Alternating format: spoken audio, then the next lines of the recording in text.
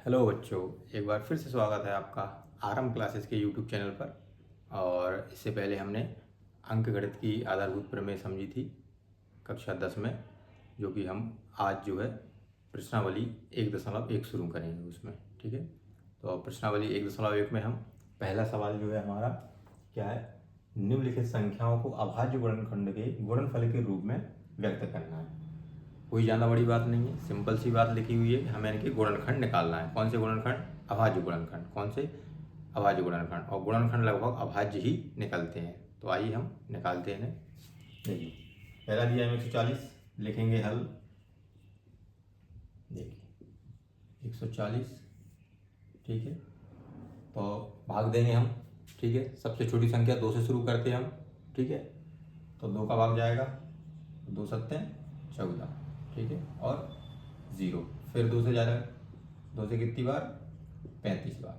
फिर 5 से, 5 7 35, फिर 7 एकम 7।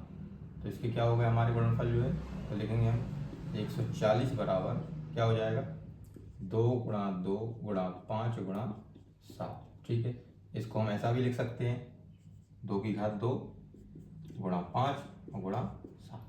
बस ये हमारे क्या निकल आए, गुणनखंड निकल आए। और गुणनफल क्या हो गया, इनको जो हमने गुणा के रूप में लिखा वही क्या है हमारा गुणनफल है। ठीक है ना, तो पहला सवाल हमारा होता है। फिर देखते हैं हम इसी में दूसरा सवाल। दूसरा सवाल क्या है हमारा, 156। क्या है हमारा? 156। ठीक है, इसमें भी सेम करेंगे। ठीक है, तो 2 से भाग देंगे, कितनी बार जाएगा? 2 सत्ते 14, 2 अट्ठे 16। फिर 2 से काटेंगे तो कितनी बार जाएगा? 2 तिया 6, 2 9 18।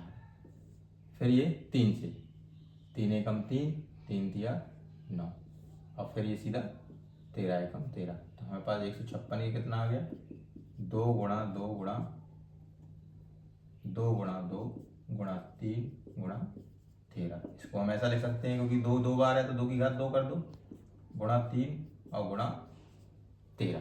ठीक है, तो ये हमने क्या निकाल लिए, गुणनखंड निकाल लिए। गुणनखंडों में बेटा क्या करते हैं अपन, शुरुआत यानी 2 से करते हैं, और सबसे पहले हम 2 का भाग देकर देखते हैं कि यदि 2 का भाग चला जाता है तो उससे भाग देते हैं, और जब तक जाता रहेगा आने वाली संख्या में तब तक हम उसी संख्या का भाग देते रहते हैं। ठीक है ना, जैसे देखो यहाँ पे 2 का भाग चला गया था, फिर भी 2 का जा रहा तो हमने 2 फिर से ले लिया था। ठीक है ना, फिर इसके बाद हमने यहाँ पे जो संख्या आई उसमें फिर हमने किसका देखेंगे, 2 के बाद 3 को उठाएंगे। क्या 3 का 35 में भाग जाता है? नहीं जाता। ठीक है ना, 4 का 35 में जाता है? नहीं जाता। फिर हम किसका लाए? 5, 5 का जाता है तो हमने भाग दे दिया। तो गुणनखंड क्या है, एक प्रकार से भाग देना ही होता है। ठीक है, आप इसे नोट कर लीजिए, फिर अपन अगला सवाल करते हैं। ठीक है बच्चों, अगला सवाल देखते हैं अपन। हल लिखेंगे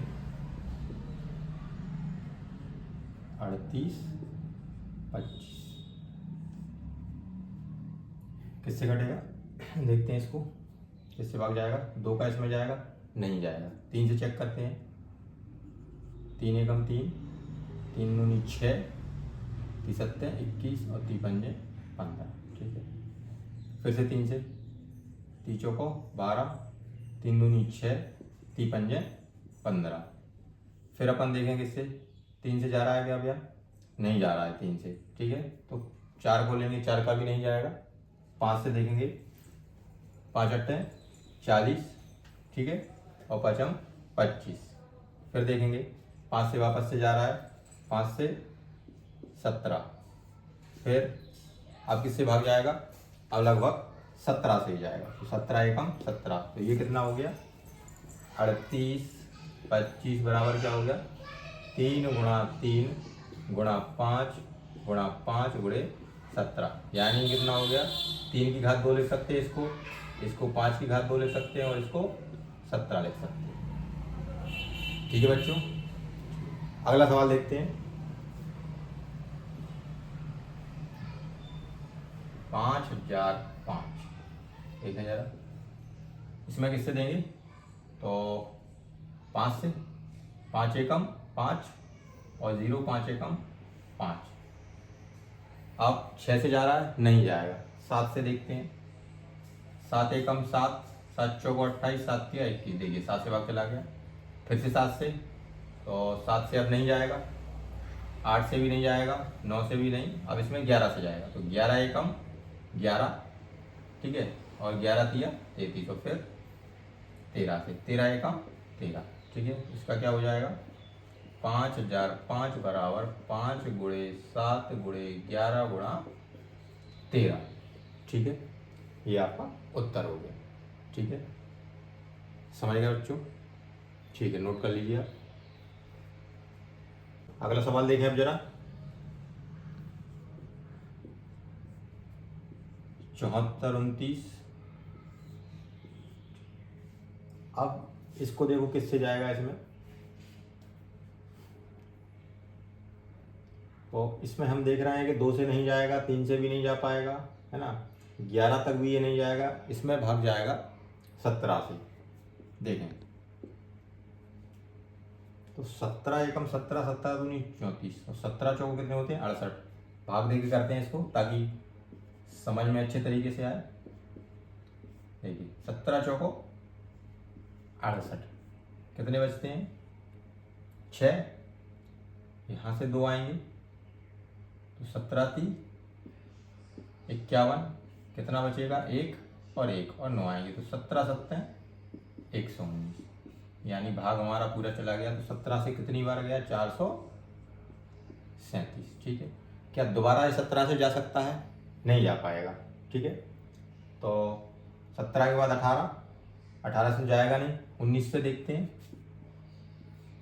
437 में भाग 19 का दे रहे हैं अपन, तो 19 से कम 19, 19 दूनी 38, कितना बचेगा भाई 5, ऊपर से 7, 19 तिया 57, यानी कितनी बार गया 19 से गया ये 23 बार, 23 एकम 23, तो क्या बन गया हमारे पास 74 29 बराबर क्या हो गया 17 गुणा 19 गुणा 23, ठीक है। तो यही इसके गुणनखंड हो गए, अपन को हमने गुणा के रूप में लिख दिया तो गुणनफल कहलाया, ठीक है। तो इस प्रकार से हमारी जो प्रश्नावली 1.1 है या एक्सरसाइज 1.1 है बच्चों, उसका पहला जो सवाल है जिसमें हमें गुणनखंड ज्ञात करने थे वो हमने सारे सवाल कर लिए हैं, और आगे के सवाल अब हम अपनी आगे वाली वीडियो में करेंगे। धन्यवाद।